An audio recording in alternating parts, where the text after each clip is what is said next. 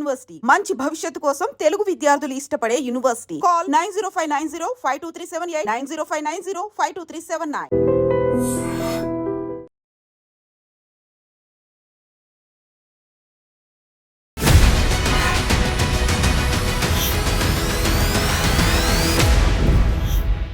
నమస్తే, welcome to I dream inside politics with కవిత.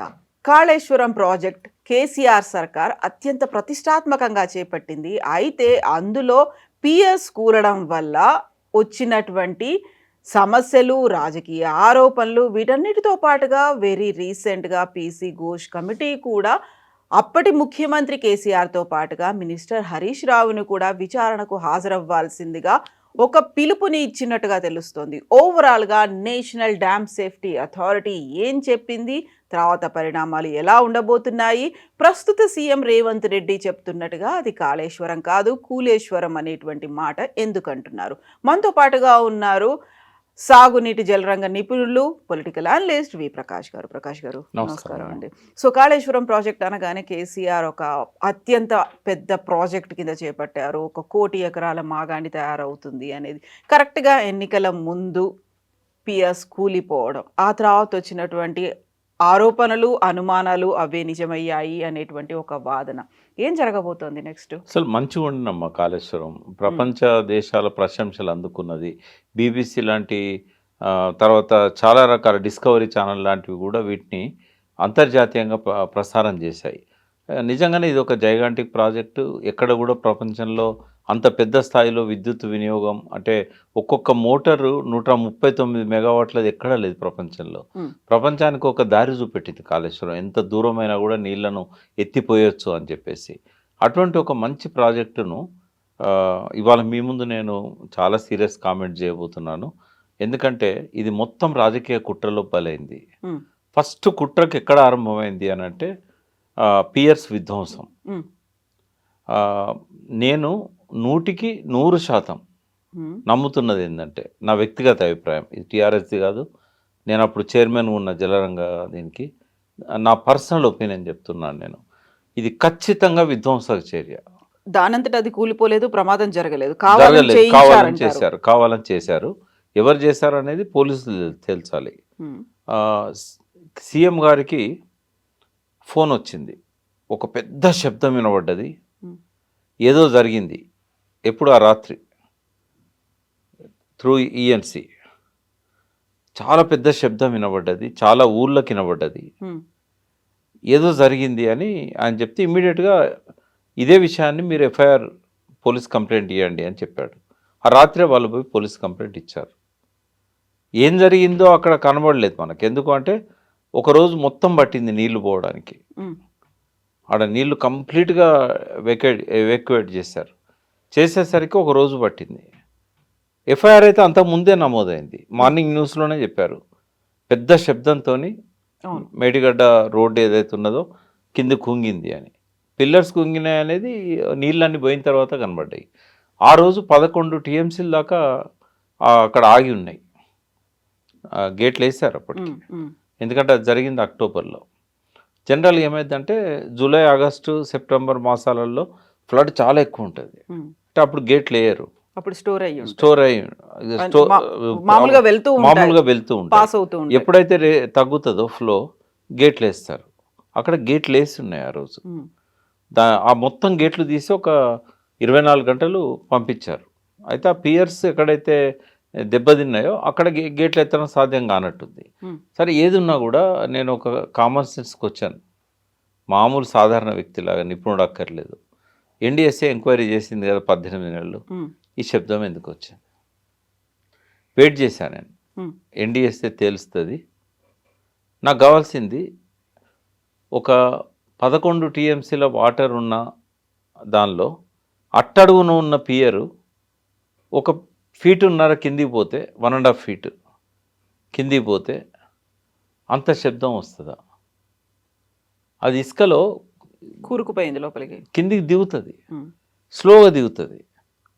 మరి శబ్దం ఎందుకు వచ్చింది? ఎన్డీఎస్ఏ రిపోర్ట్ ఇది లేదా? ఈ సౌండ్కి సంబంధించి లేదు. తర్వాత ఎఫ్ఐఆర్ ఇచ్చారు కదా పోలీసులు, ఇప్పటివరకు ఛార్జ్షీట్ వేయలే, దాన్ని క్లోజ్ కూడా చేయలేదు. ఇది మిస్టేక్ ఆఫ్ ఫ్యాక్ట్ అని కూడా క్లోజ్ చేయలేదు. నేను ఇప్పటికి తెలంగాణ ప్రజల ముందు పెడుతున్నా, ఎక్కడో నీళ్ళల్లో అట్టడుగు 11 ఫీట్ల కింద ఉమ్, దాదాపు 11 టీఎంసీలు అంటే ఇంకా ఎక్కువ ఉంటుంది. 11 టీఎంసీల స్టోరేజ్ అన్నప్పుడు చాలా డౌన్లో ఉంటుంది అది. అక్కడెక్కడనో పియర్ కిందికి జారితే ఈ శబ్దం వస్తుందా? ఉమ్, అచ్చా, పైన ఎక్కడైతే రేడియల్ గేట్స్ ఉన్నాయి, గేట్స్ దగ్గర కొంచెం క్రాక్ వచ్చింది. ఆ క్రాక్స్ వస్తే పరపర అన్నట్టు వస్తుంది తప్ప విస్ఫోటనం ఎందుకు అవుతుంది, ఆ శబ్దం ఎందుకు వస్తుంది? ఉమ్, అది రాత్రిపూట జరిగింది. అన్ని గ్రామాలకు ఎట్లినబడ్డది. ఆఫీస్ ఎక్కడుంది? ఈ ఇది జరిగిన దగ్గర నుంచి ఇది జరిగింది మనకు 19-20 పియర్స్ దగ్గర 85వ పిల్లర్ యువతల మనకు ఆఫీస్ ఉంటుంది. ఉమ్, ఆఫీస్లో తలుపులు పెట్టుకున్న ఇంజనీర్లకు ఎట్లినబడ్డది ఆ సౌండ్? అంటే సంథింగ్ ఏదో జరిగింది. ఎలక్షన్ల ముందు ఎన్నికల కోసమే ఏదో చేశారు అనేది అక్కడ స్పష్టంగా కనబడుతూ ఉంది.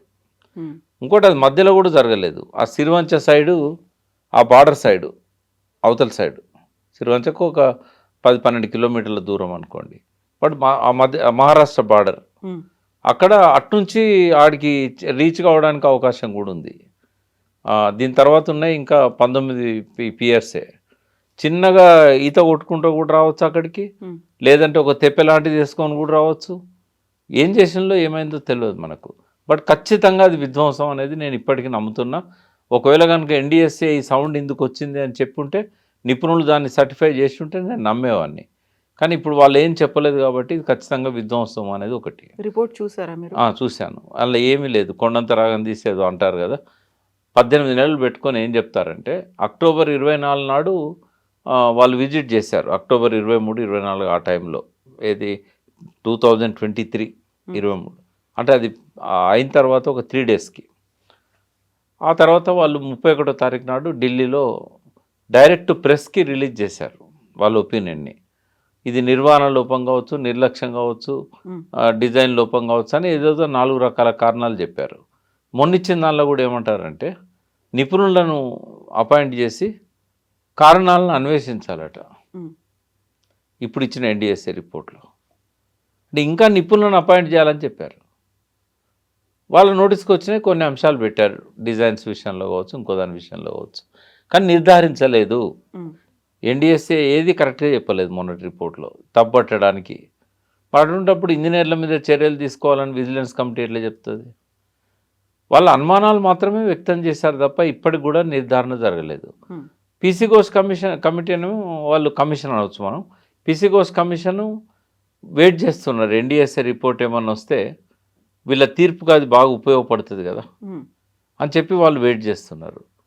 వాళ్ళకు అవసరమైన తీర్పు రాలేదాడ, అదేది స్పష్టంగా తేల్చలేదు. ఇంకా డిగ్ చేయాలనే చెప్తున్నారు, ఇంకా కారణాలు అన్వేషించాలనే చెప్తా ఉన్నారు. ఉమ్, మరి ఇప్పటికీ 5-6 సార్లు పీసీ ఘోష్ కమిషన్ని ఎక్స్టెండ్ చేస్తూ వచ్చారు. ఎప్పుడు ఇచ్చినా 2 నెలలు, 1 నెల, 2 నెలలు ఇట్లా ఇస్తున్నారు. ఉమ్, ఇప్పుడు రేవంత్ రెడ్డి ప్రవర్తన చూసినట్టయితే, వ్యవహార శైలి, ఆయన మాటలు చూసినట్టయితే దీన్ని నెక్స్ట్ ఎలక్షన్ల దాకా ప్రొలాంగ్ చేసేటట్టుగా కనబడుతున్నది.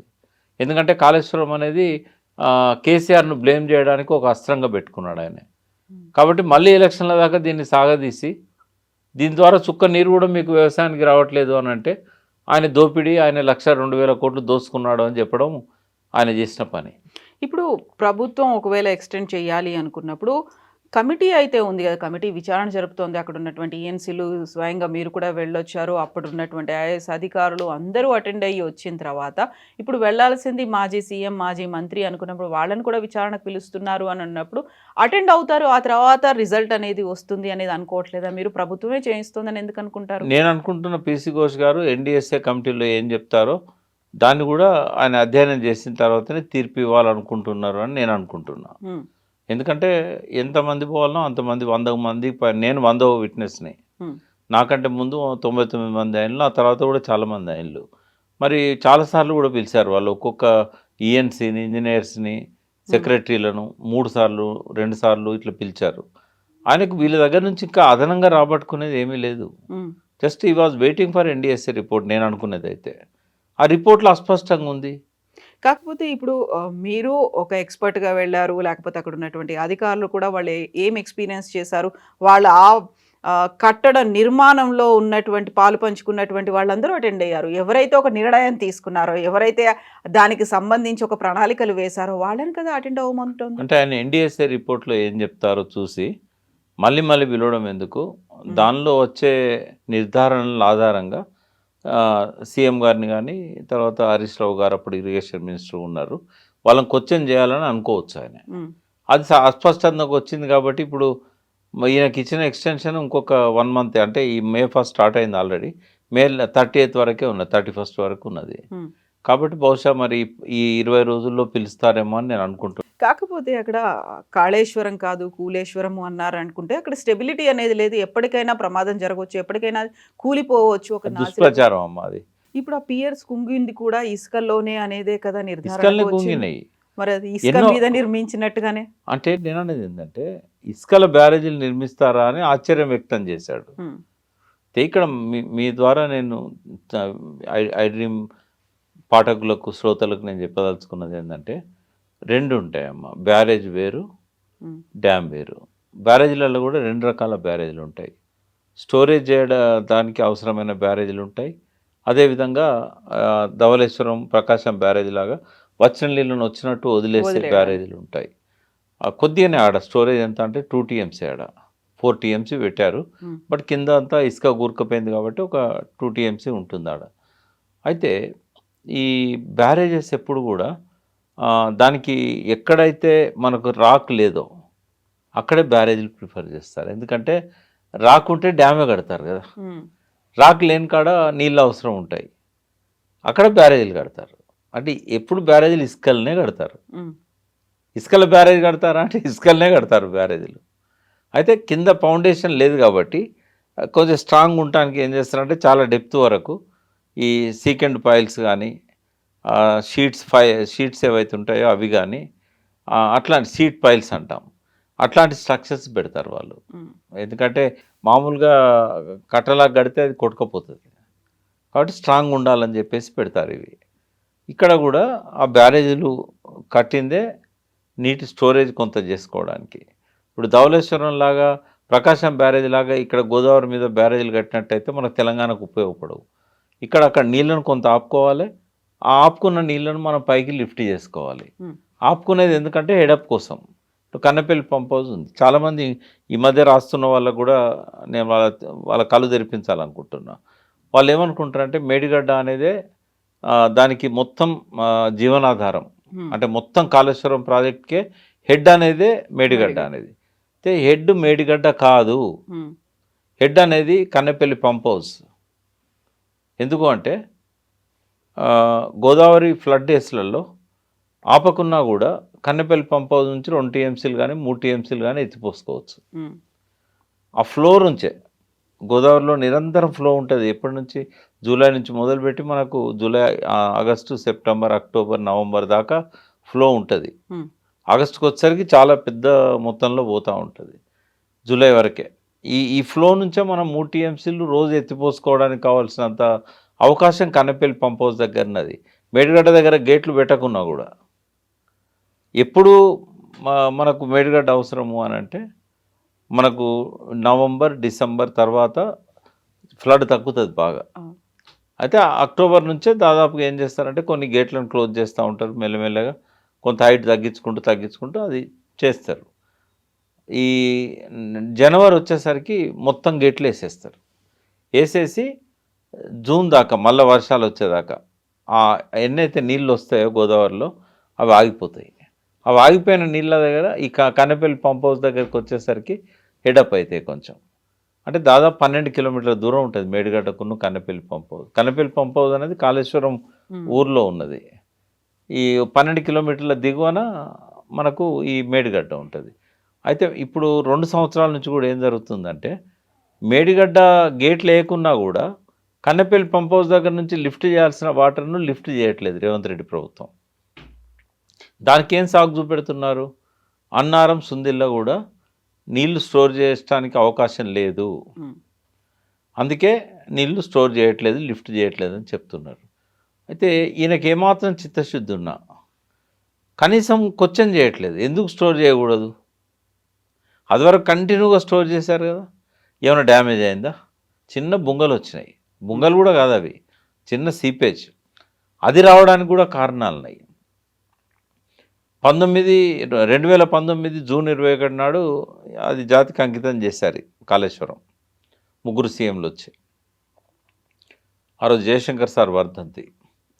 ఆ తర్వాత కంటిన్యూగా ఉపయోగపడ్డాయి అవి ఆ సీజన్లో.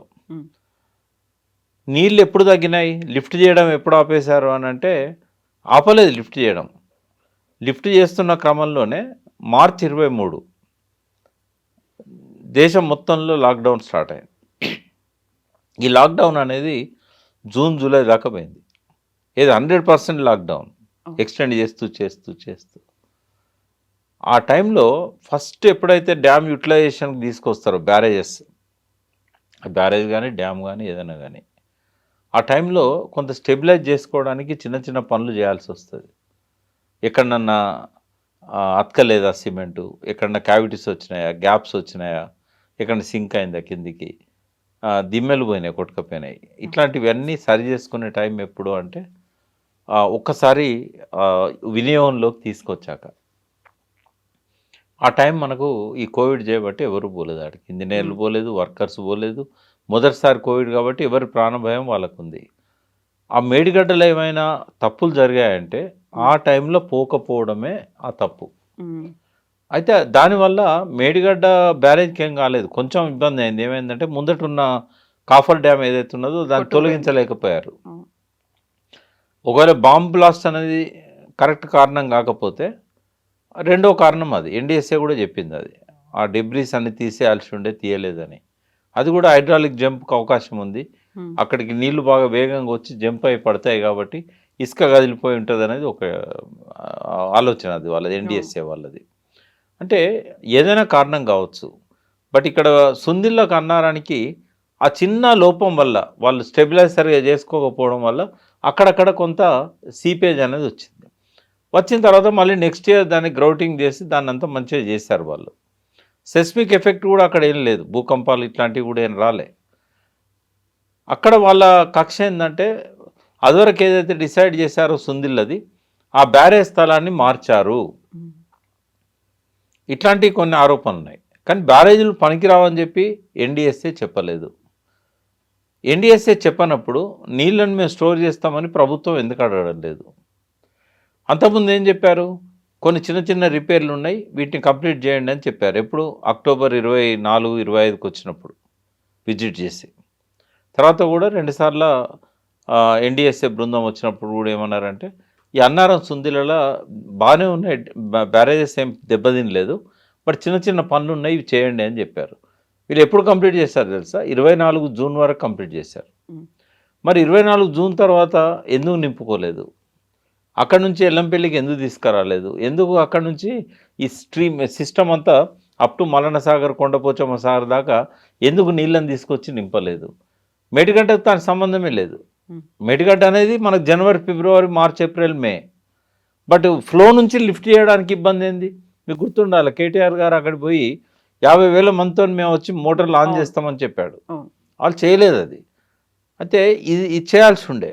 అప్పుడన్నా కనీసం ఎన్డీఎస్ఏ కళ్ళు తెరిచి ప్రజలు నీళ్లు కోరుకుంటున్నారు, రిపేర్లన్నీ కంప్లీట్ అయిపోయినాయి అని చెప్పేవాళ్ళు. ఇప్పుడు వాళ్ళు ఎన్డీఎస్ఏ రిపోర్ట్లో ఈ 3 బ్యారేజీలలో ఆ 2 బ్యారేజీలు పనికిరావని చెప్పలే, మేడిగడ్డ కూడా పనికిరావని చెప్పలే, రిపేర్లు చేయాలని చెప్పారు. ఇద్దరు అయితే అటెండ్ అవుతారా? కేసీఆర్ అండ్ హరీష్ రావు మాత్రం ఇద్దరు అటెండ్ అవుతారు. ఎందుకు గారమ్మా? పీసీ ఘోష్ గారు పిలిచినాక అటెండ్ కాకపోవడానికి ఏముంటాయి?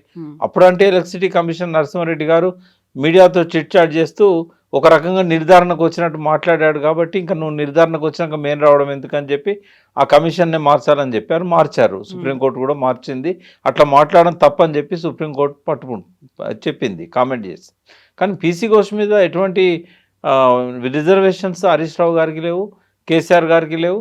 నేను వ్యక్తిగతంగా అడిగినప్పుడు కూడా ఆయన పిలిచినప్పుడు వెళ్తామని చెప్పారు ఇద్దరు కూడా. రెండవది, మేడిగడ్డ రిపేర్స్ టేకప్ చేయండి. ఎన్డీఎస్ఏ వాళ్ళు చెప్పినట్టుగా ఇప్పటికైనా నిపుణులను అపాయింట్ చేయండి, అపాయింట్ చేసి ఆ లోతుగా అన్వేషించండి. మీరు మీ గవర్నమెంట్ దగ్గరనే పోలీస్ స్టేషన్లో ఎఫ్ఐఆర్ నమోదై ఉన్నది, అది తేల్చండి, విధ్వంస చర్యనా లేకుంటే అది కాదా. ఇంకా నాన్సడం ఎందుకు, పెట్టుకోవడం ఎందుకు? ఒకవేళ మీరు అట్లనే పెట్టుకున్నారనుకోండి, రేపు ఇంకో గవర్నమెంట్ వచ్చినాక విధ్వంస చర్య అన్నప్పుడు ఏమవుతుంది? ఏదో ఒకటి తేల్చాలి కదా. పోనీ అది విధ్వంస చర్య కాదు, శబ్దం ఎందుకు వచ్చిందో చెప్పండి. నాకు ఆ సౌండ్ గురించి నాకు ఇంట్రెస్ట్ ఉంది. ఆ సౌండ్ ఎందుకు వచ్చింది? ఆ ప్రాంత బిడ్డగా, గోదావరి తీరాన పుట్టిన బిడ్డగా నాకు ఆ కన్సర్న్ ఉన్నది. కాబట్టి ఇది జాతి ప్రయోజనాల కోసం ప్రభుత్వ డబ్బుతో, ప్రజల డబ్బుతో ఏర్పాటు చేసిన కాళేశ్వరం. అది కేసీఆర్ సొంత ఆస్తి కాదు, కేసీఆర్ సొంత డబ్బులు కాదు అవి. కాబట్టి ప్రజల ఆస్తి ప్రజలకు చెందాలి. కాళేశ్వరం మీద ఎంత కోపాన్ని ప్రదర్శించినా అది ప్రజలకు ఉపయోగపడే బ్యారేజ్ మీద మీరు మాట్లాడడం అనేది దాన్ని ఉపయోగంలోకి తెచ్చే విధంగా ఉండాలి తప్ప, దాని మీద ఎంత రాయి వేసినా లేకుంటే ఇసుక పోసినా అది మన మీదనే పడుతుంది తప్ప దానికి ఏం నష్టం కాదు. కాబట్టి జాగ్రత్తగా మాట్లాడాలనేది నేను కోరుతున్నా రేవంత్ రెడ్డి గారిని, అంతే. ఎస్ ప్రకాష్ గారు, థ్యాంక్ యూ సో మచ్ అండి. నిజంగా ప్రస్తుతం ఉన్నటువంటి సమాజం దేనికి ప్రయారిటీ ఇస్తుంది? ఆర్థిక సంబంధాల చుట్టూ మాత్రమే తిరుగుతుంది. మళ్ళీ ఎన్నికలంగానే చాలా విరక్తి కలుగుతాం. మంచి అనిపిస్తుంది కదా, లేడీస్ కూడా ఛాలెంజింగ్ జాబ్స్ చేసినప్పుడు చాలా బాగుంటది. ట్రాఫిక్ అసిస్టెంట్స్ గా నియమించిన ట్రాన్స్జెండర్స్ అందరితో సాల్యూట్ చేయించుకుంటున్నారు. ఫుడ్ డెలివరీ ఇవ్వటానికి వెళ్ళినటువంటి డెలివరీ బాయ్ అనిల్ పై కళ్ళ ముందు